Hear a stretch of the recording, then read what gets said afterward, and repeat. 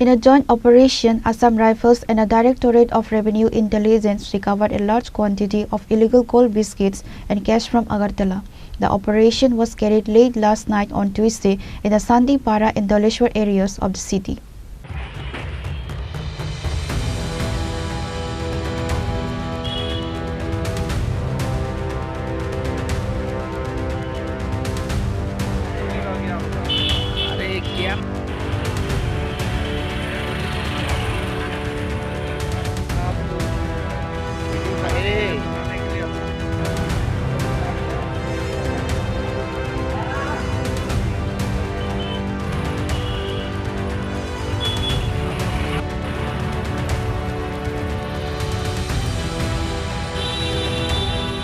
According to Assam Rifles, a total of 14 kilograms of gold biscuits were seized during the operation, with an estimated market value of around 19 crore.